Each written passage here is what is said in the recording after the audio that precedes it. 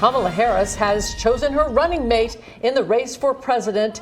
He's the governor of Minnesota, Tim Walz. She's speaking right now. That's him standing next to her. They're on stage right now at a rally. These are live pictures from Philadelphia. Walz also spent 12 years in Congress. He's also a former teacher and a member of the Army National Guard. He supports progressive policies, including protecting abortion rights, legalizing recreational marijuana, and restricting gun access. The selection is getting mixed reviews. Applause, of course, from local Democrats on the pick. And fiery disdain from Republicans warning of a double far-left hook, as NBC 10 political reporter Brian Crandall reports. Brian? Local Democrats rally around Tim Walz being added to their party's ticket.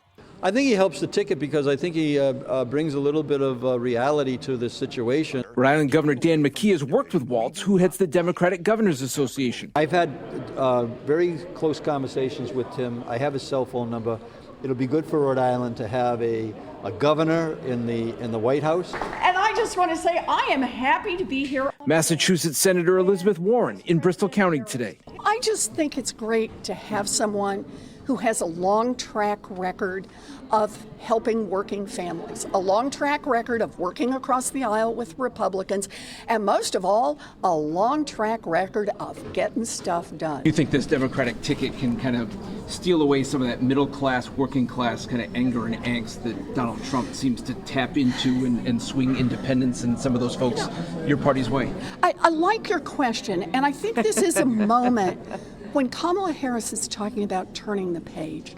We don't have to be an extra nickel for you means less for me. Let's fight each other and call each other ugly names. And he's got some very far left radical ideas. Rhode Island GOP Chair Joe Powers sounding the Republican theme on Walz. Too liberal. It rounds off the whole far left policies that the Harris campaign has already put out along with Joe Biden. And it's just going to create more havoc in the United States if they were ever get elected. So I don't see it. But NBC 10 political analyst Wendy Schiller says Walz shores up and motivates the Democratic base. It was the safe Democratic Party choice. He doesn't have any enemies in the Democratic Party. Unions like him, progressives like him. He brings that Midwestern vibe to the ticket. Is this anyone's game at this point? I think it's a complete toss-up.